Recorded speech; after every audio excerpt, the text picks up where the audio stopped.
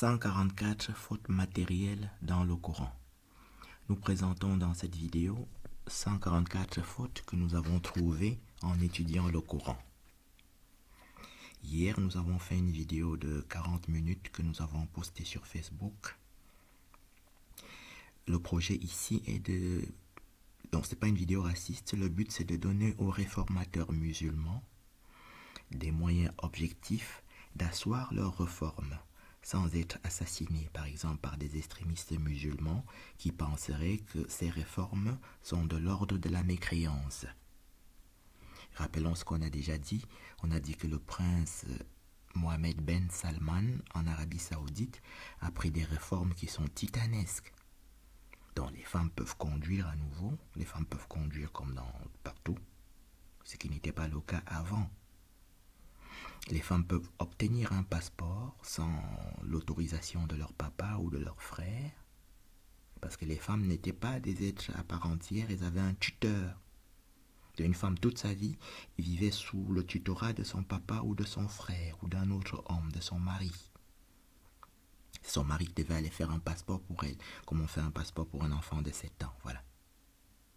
Maintenant, elle peut faire son passeport tout seul, sans dire à personne, même pas à son mari. Elle peut ouvrir, dont les femmes ont le droit de créer et de gérer toute seule une entreprise, comme les hommes. Donc, elle ouvre sa boulangerie et fabrique du pain sans dire à personne, sans l'autorisation de son papa et même de son mari. Donc, il est sur un chemin qui est très bien, qui est un chemin naturel et normal, dont la femme devient sur le chemin à 2 pas de devenir égale à l'homme, comme en France, comme au Canada, comme dans tous les pays civilisés. Et on parle là de l'Arabie Saoudite qui est la terre sainte des musulmans. Et dont le but de ce livre est de créer, de donner des moyens objectifs pour que ces gens qui sont en train de faire des réformes puissent s'appuyer dessus pour dire que regardez, ces réformes sont, comme on dit, sont inéluctables. Personne ne peut les empêcher. Si je ne les fais pas aujourd'hui, quelqu'un d'autre les fera dans 10 ans. Même si vous m'assassinez, elles seront à nouveau mises sur la table dans 10 ans. C'est comme ça qu'on réfléchit. Et c'est le but du livre, il n'est pas du tout raciste. Je suis noir, je suis camerounais d'origine et au Cameroun, il y a moitié des musulmans. Et j'ai vécu 20 ans au Cameroun, j'ai jamais vu un musulman et un chrétien même en train de se disputer. Jamais. Il y a une fraternité naturelle dans tous les pays sur Terre. Et la fraternité provient de l'égalité. Voilà. Un enfant de 1 an n'est pas libre parce que si on lui donne la liberté, il va marcher dans l'escalier et il va tomber, il va toucher un couteau et il va se couper, il va se brûler. Donc tu ne peux pas lui donner sa liberté. Mais les adultes, un boulanger est libre et égal à un médecin et égal à un taximan. Ils peuvent aller ensemble manger dans le même restaurant, librement. Il y a plusieurs dogmes dans le Coran qui font que la religion est très mauvaise. Il n'y a par exemple jamais eu de prix Nobel dans l'islam. Donc si tu prends les 57 pays musulmans au monde, il n'y a jamais eu un musulman vivant dans un pays musulman qui ait obtenu le prix Nobel, alors qu'il y a plus de 600 prix Nobel scientifiques, parmi lesquels il n'y a pas un seul musulman vivant dans un pays musulman. Parce que c'est des doctrines qui ne sont pas bonnes pour l'intelligence de l'homme. On est en train donc de donner des arguments matériels objectifs pour que les réformateurs puissent s'appuyer dessus pour dire que ces réformes sont inéluctables. Même en Arabie Saoudite, qui était le pays le plus sauvage, puisque c'était le seul pays où la femme ne pouvait pas conduire. Et ils sont partis sur des réformes qui vont donner l'égalité à la femme et la liberté. Ils ont ouvert des cinémas, ils ont pris plusieurs réformes. Donc c'est c'est à ça que ça sert le livre ici. Il n'y a rien de raciste dedans. Coran chapitre 2, verset 24. Le feu qu'allumeront les hommes sur d'autres hommes et qui est réservé aux mécréants. Coran chapitre 2 au verset 24 dit, ordonne aux musulmans d'allumer le feu sur les personnes qu'on dit qui sont des mécréants, c'est-à-dire en fait les autres religions. Coran chapitre 2 toujours au verset 191, tuez-les donc, il parle toujours des mécréants. Il faut rappeler que personne n'est mécréant, il n'y a pas plus de mécréance que dans l'islam en fait. Parce que la pierre noire, on en parlera un peu plus loin, la pierre noire qu'on trouve à la Mecque ne se trouve pas dans le Coran et dans aucun des livres de l'islam. Donc c'est ça l'associationnisme, qu'on appelle aussi mécréance. C'est de l'idolâtrie. C'est une pierre noire qui n'existe pas dans la Bible, Abraham ne connaît pas ça, et aucun musulman ne peut même te dire d'où ça vient. C'est de l'idolâtrie, ça n'a rien à voir avec Dieu. Il n'y a aucun passage du Coran qui dit où, qui parle de cette pierre noire. Ça veut dire que ça ne vient pas de Gabriel, ça ne vient pas de Dieu, c'est une pierre qu'on a ramassée quelque part et qui sont en train d'adorer. Eux tous, 1,5 milliard de musulmans. C'est ça la mécréance. C'est aussi l'autre but du livre, c'est de montrer qu'il n'y a pas plus de mécréance chez les chrétiens que chez les musulmans. L'excision de la femme, qui est l'ablation du clitoris des femmes. 90% des musulmans n'ont pas de clitoris. Je suis sorti avec une musulmane moi-même. Quand j'étais à la faculté de médecine, elle n'avait pas de clitoris. Elle ne peut pas avoir un orgasme clitoridien. On leur coupe le clitoris à la lame de rasoir à vif, sans aucune anesthésie. Et ça, ce n'est prescrit nulle part, ni par leur Dieu, ni par leur archange Gabriel, ni dans aucun de leurs livres. Qui est une pratique païenne, idolâtrique, qui est de la mécréance. Parce qu'une religion, c'est des lois qu'un Dieu a données. Et qu'on a la preuve que c'est ce Dieu qui a donné, que ça vient d'un Dieu. Alors que tu as 80% de femmes musulmanes qui ont une ablation sauvage du clitoris. Et voilà. Et ça, c'est des choses qui doivent progressivement disparaître parce qu'on peut prouver que ça ne vient pas de Dieu et que c'est un acte même païen. Et donc créer un islam qui est vraiment fraternel. La fraternité dans les religions et dans toutes les civilisations sont fondatrices. Philippiens chapitre 2 dit que l'humilité, la connaissance et votre intelligence doivent vous obliger à regarder tout le monde comme étant supérieur à vous. Donc la fraternité et la liberté dans le christianisme est même une suprafraternité. Dans le sens que tu n'es pas en train de regarder ton prochain comme égal à toi, mais comme étant supérieur à toi. Et c'est grâce à cette idéologie qu'il y a dans le christianisme que les gens sont plus intelligents, qu'il y a plus de savants chez les chrétiens et qu'il n'y en a jamais eu. Je dis, sur plus de 600 prix Nobel scientifiques, tu as 0 prix Nobel venant d'Arabie Saoudite, c'est-à-dire les pays musulmans, il y en a 57, chez un musulman vivant dans ces pays-là. Parce que l'idéologie est mauvaise. Voilà. Donc, on va finir par faire une vidéo de 15 minutes contenant les 144 fautes. Mais au début, je dois trouver une technique pour m'exprimer sans blesser les gens. C'est pour ça que je me répète. Mais d'ici 1 mois, j'aurai trouvé une technique de parler sans blesser personne, mais de citer les 144 fautes en 15 minutes. Dans un congrès scientifique, tu parles en 15 minutes. Mais c'est pas la même chose parce que tu es en train de parler à des gens qui connaissent déjà le sujet et qui comprennent ce que tu dis. Ici, on est en train de parler à tout le monde, un peu plus de 90% des gorgeurs, de coupeurs de tête, comme dit lui, de funeste en puit-puit. Et il ne coupe pas par hasard, on est en train de dire ici que c'est carrément prescrit. Coran chapitre 2, verset 193. Donc, tuez les dons jusqu'à ce qu'il ne reste la religion soit à Allah tout seul. Donc, dans le 2e chapitre du Coran, dès la 2e page, au verset 24, au verset 191, au verset 193, il dit carrément d'exterminer toutes les autres religions. Il répète la même chose au Coran chapitre 8, verset 39. Et on est en train de faire de la chronologie ici. Coran chapitre 3, au Coran chapitre 3, au verset 35, 36 et 45, dans le Coran chapitre 3, il est en train de nous présenter la famille de Moïse. Le titre du chapitre, c'est Famille d'Amram. Amram, c'est le père de Moïse. Moïse est un très grand prophète qui a écrit les 5 premiers livres de la Bible, qu'on appelle le Pentateuque. On le voit dans le film qu'on appelle les 10 commandements, qui est un résumé du Pentateuque. Moïse a aussi écrit le livre qu'on appelle le livre du juste, qui est le livre des Jachères. Il a écrit aussi le livre des Jubilés, qui est une augmentation du livre des Jachères, qui se trouve dans la Bible des Éthiopiens. Dans le Pentateuque, le livre du juste, c'est une augmentation, c'est-à-dire on donne plus de détails dans le livre du juste qui explique le Pentateuque. Et dans le livre des Jubilés, on a encore plus de détails. Voilà. Par exemple, on a l'âge de la fille de Dina quand elle se fait violer dans Genèse chapitre 34. Et on a plus de détails dans ce qui s'est passé, par exemple, dans ce chapitre-là. On a plus de détails dans Jachère, qui est le livre du juste. On a encore plus de détails dans le livre des Jubilés. Et ça, c'est les livres que Moïse a écrits. Coran chapitre 3 confond Marie, la sœur de Moïse, à Marie, qu'on les catholiques appellent la Vierge Marie, qui est la mère de Jésus-Christ. Et c'est une confusion qui est extrêmement grave et qui est significative. C'est-à-dire, on a là la preuve que ce n'est pas un prophète. Je répète, le but n'est pas d'insulter les musulmans, le but c'est de convaincre les musulmans qui sont une religion comme une autre et de les contraindre à la capitulation, c'est-à-dire à reconnaître les autres religions comme étant égales. Et ce n'est qu'à cette condition que tu peux vivre fraternellement avec les chrétiens sans décapiter un vieillard prêtre de 85 ans. Voilà. On a dit hier qu'Abraham boit du vin dans Genèse chapitre 14, Genèse 49, dans le livre de Tobie. Genèse 14, Abraham est en train de boire du vin. Voilà. On s'est dit que tous les descendants d'Abraham boivent du vin. Isaac, son fils, boit du vin dans Genèse chapitre 27. Nebuchadnezzar, qui s'appelle Nebuchadnezzar Kedar, dans le livre d'Isaïe.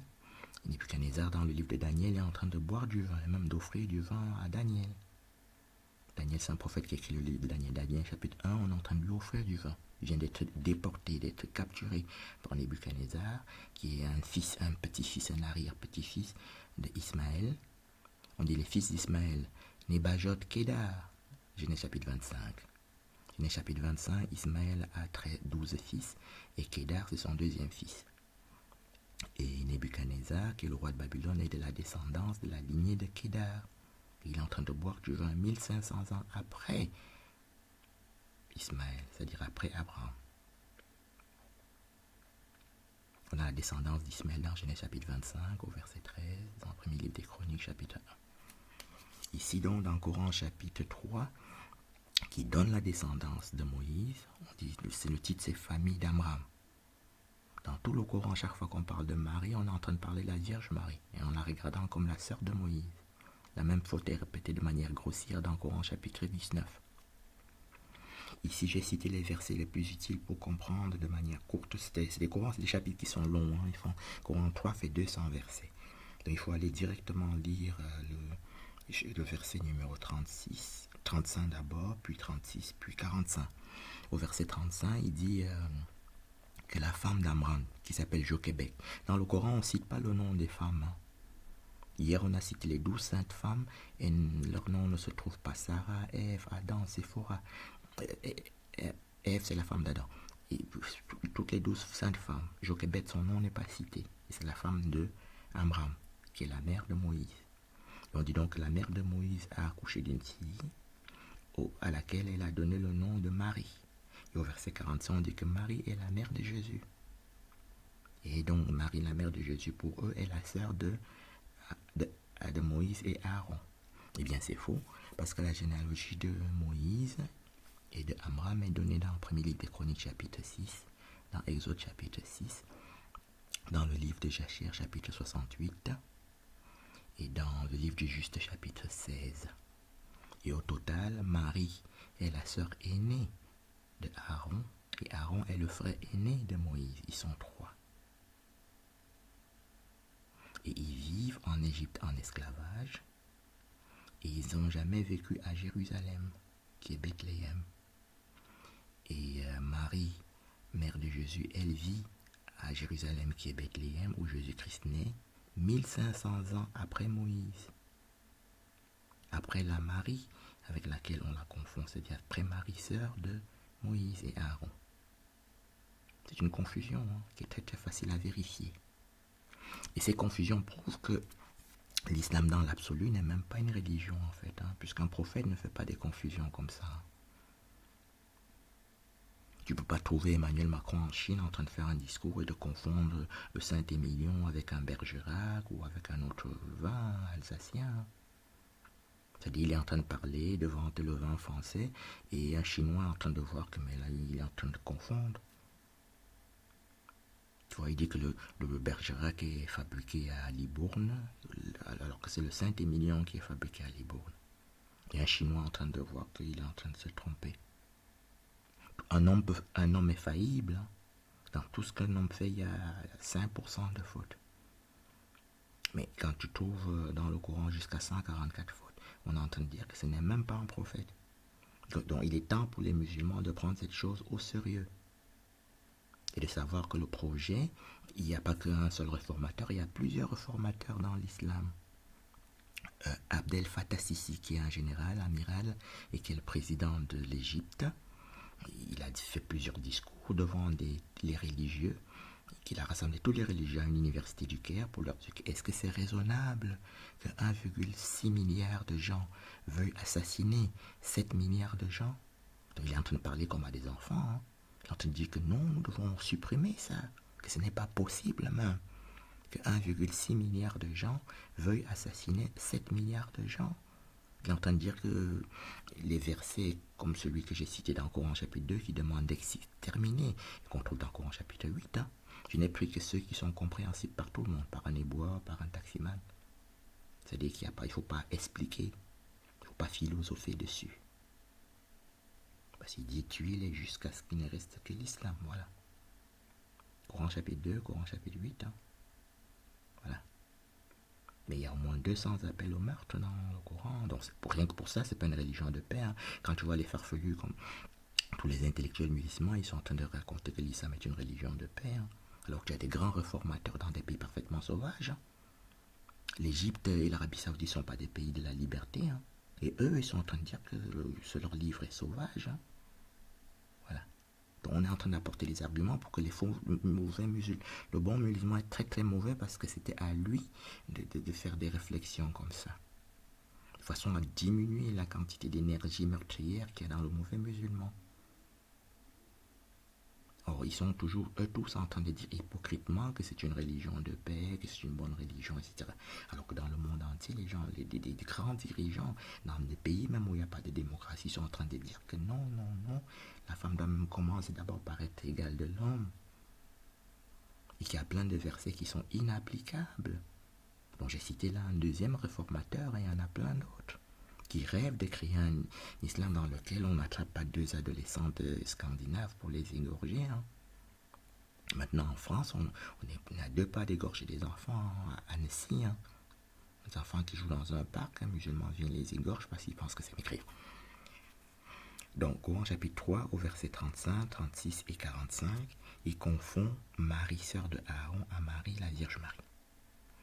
Moïse, comme dans le film qu'on appelle les 10 commandements, ils vivent en Égypte en esclavage pendant 430 ans. Et dans Exode chapitre 12, Moïse met fin à l'esclavage et commence l'exode. Mais ils meurent tous.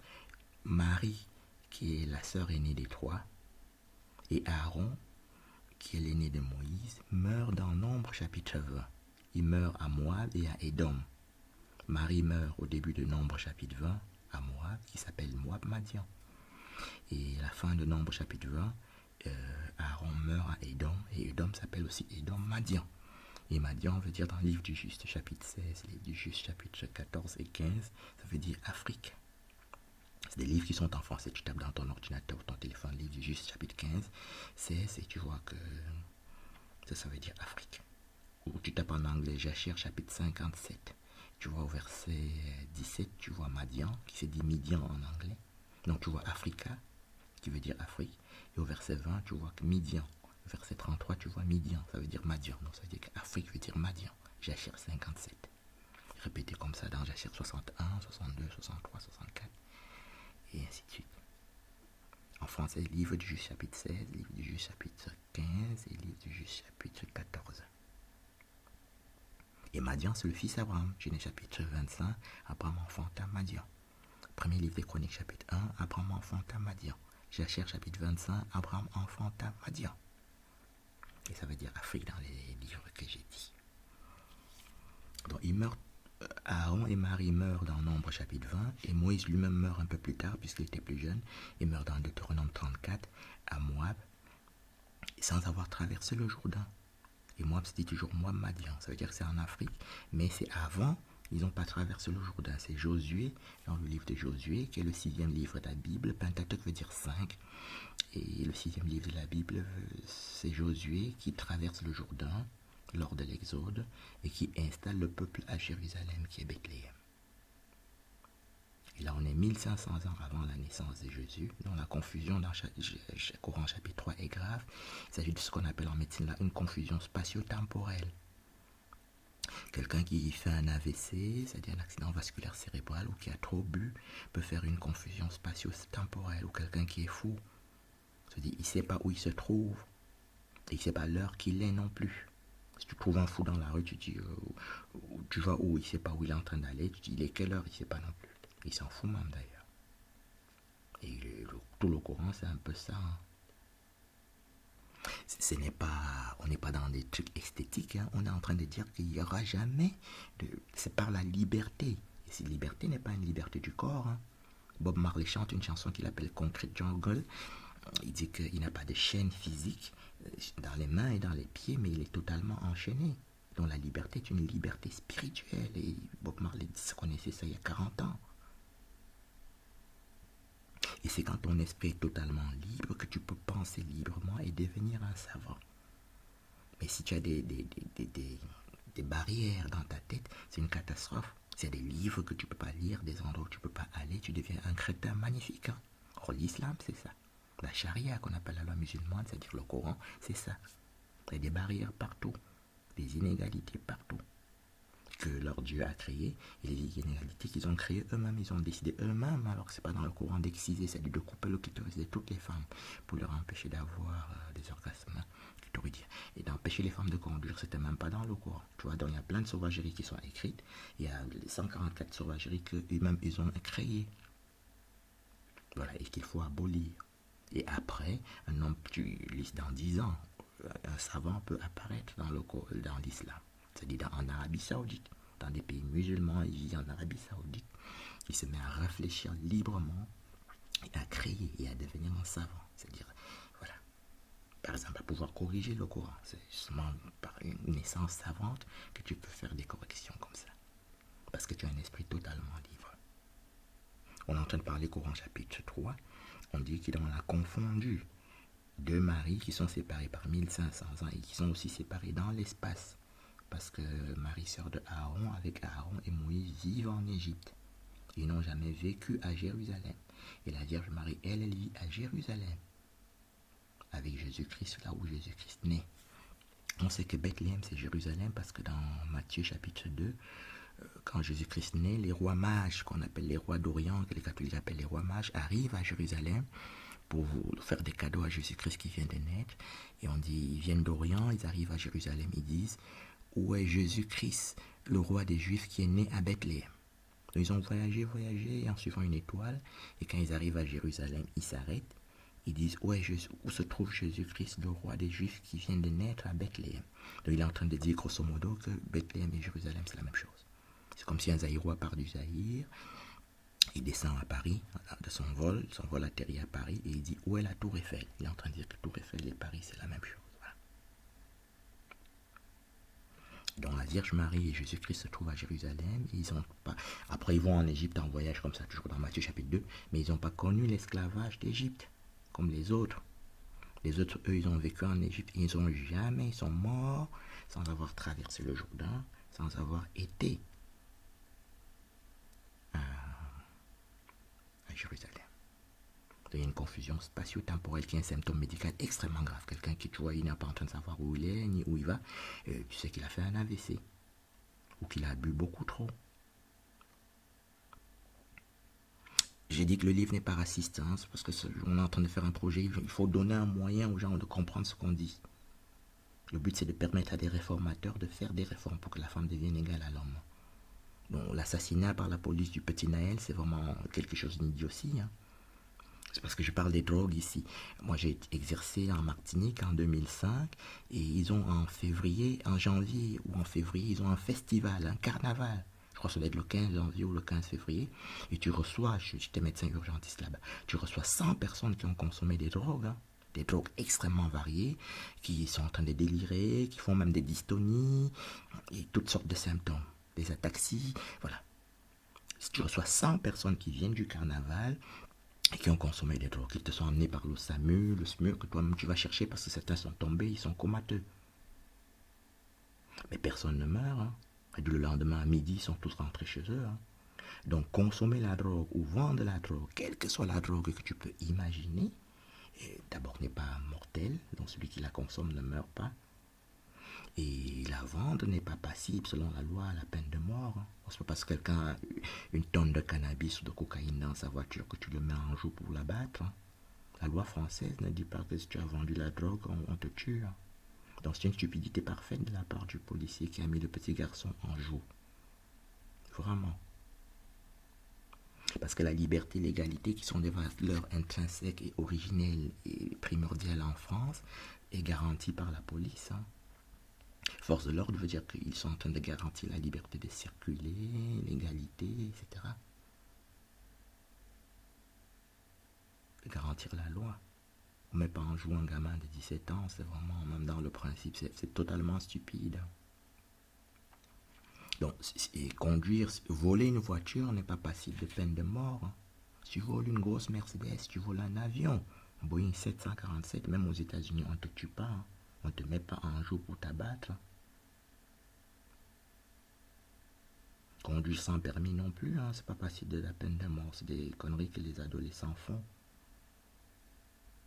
C'est une faute typique d'un adolescent. Hein. Même les gens d'extrême droite, hein, j'ai vu le mois dernier ou le mois d'avant que le fils d'Éric Zemmour a fait un accident. Hein. Bon, je ne dis pas qu'il avait bu ou qu'il avait, je ne vais pas regarder les détails, mais ça veut dire que même si tu es d'extrême droite, même si tu es un méchant, ton fils peut faire une bêtise. Hein. Ou il peut tout simplement faire un accident, comme tout le monde. Hein. Un accident ne veut pas dire que, voilà. J'étais en train de dire qu'on n'abat pas quelqu'un parce qu'il a conduit sans permis, hein, même dans un pays très sauvage, même en Arabie Saoudite, même chez les États-Unis, même en Australie. On n'abat pas, on met pas quelqu'un en joue parce qu'il n'a pas de permis, parce qu'il a volé une voiture, ni parce qu'il a 1 tonne de cocaïne. Je répète, j'ai été médecin. Il y a des toxicomanes tous les jours dans un hôpital, même en Paris. Hein. Il existe 77 hôpitaux français. Ici, je cite le cas de la Martinique parce qu'il y avait un carnaval. Et que j'ai reçu aux urgences, hein, ça devait être le 15 janvier ou le 15 février, je ne me rappelle plus. J'ai reçu 100 personnes consommation de drogue symptomatiques qui ont justifié qu'ils viennent se faire hospitaliser. Et le lendemain, comme ça faisait beaucoup de gens, donc j'ai fini la remise de garde seulement vers 15 heures, mais à midi, tout le monde était rentré chez soi. Hein. Donc les 100 personnes que j'avais admises pour consommation de drogue, et qui étaient en train de faire des dystonies, des ataxies, de délirer, mais déliraient, puis c'était tous rentrés chez eux. Voilà. Il n'y a personne qui était encore là. C'est pour dire que même médicalement, la drogue n'est pas mortelle. Hein. Même si tu consommes la cocaïne, normalement, même quand tu t'hospitalises, le lendemain, tu rentres chez toi. Hein. Voilà. Donc, mets pas quelqu'un en joue parce qu'il a 1 tonne de cocaïne dans sa voiture. Hein. Et les policiers savent ce que je dis là. Parce que toutes les gardes à vue, ils doivent venir à l'hôpital pour qu'un médecin signe l'autorisation, etc. Donc, ils connaissent tout ce que je dis là. Que quand tu consommes la drogue, tu ne meurs pas. Hein. Ils savent aussi la loi, hein, qu'on ne met pas quelqu'un en joue parce qu'on le soupçonne d'avoir 1 tonne de cocaïne dans la voiture ou parce qu'on soupçonne que la voiture est volée. Même les Américains qui sont très sauvages, il y a des vidéos magnifiques. Tu vois la police de Miami en train de poursuivre quelqu'un pendant 5 heures, hein, en hélicoptère, en moto, c'est des belles vidéos. Hein. Donc on ne met pas les gens en joue parce qu'ils ont volé une voiture. Et les avocats de l'enfant disent que son casier judiciaire est vierge, ce qui augmente la stupidité de la police. Donc Coran chapitre 3 confond 2 maris. Et on est en train de, c'est des arguments pour obliger les musulmans à la capitulation, c'est-à-dire leur convaincre que leur prophète n'est pas le dernier prophète et que même dans l'absolu ce n'est pas un prophète, parce que voilà, c'est pas pour les blesser, c'est pour qu'ils commencent à faire les réformes qui vont créer un islam fraternel. Point. Donc ici, il a confondu 2 maris dans le temps et dans l'espace. Et le temps, ça ne veut pas dire 10 ans, c'est 1500 ans. Ça veut dire qu'il n'est pas du tout en train de comprendre ce qu'il dit. Et il répète ça plusieurs fois, des fautes comme ça. Hein. Dans Coran chapitre 19 aussi. Il dit Marie, sœur de Aaron, sœur de Moïse, qui est la mère de Jésus. Voilà. Et si tout le monde qui vivait avec Jésus, il les mélange avec les gens qui vivaient 1500 ans auparavant avec Aaron et Moïse, ça dit qu'il ne comprend pas du tout ce qu'il est en train de dire. Coran chapitre 3. Coran chapitre 4, verset 34. Les femmes, frappez-les.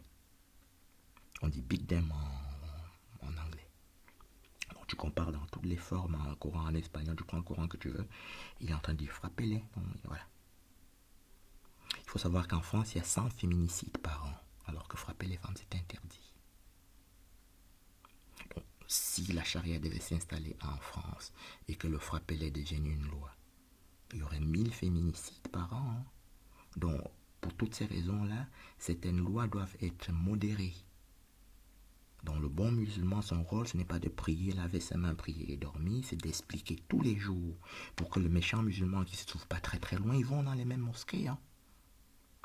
À la différence que le bon musulman, il est analphabète, il n'a jamais rien lu, même s'il est préfet musulman, il lit pas le Coran. Il croit donc que c'est une religion de paix, on lave les mains, on prie, on rentre chez soi. Alors que le mauvais musulman, c'est souvent un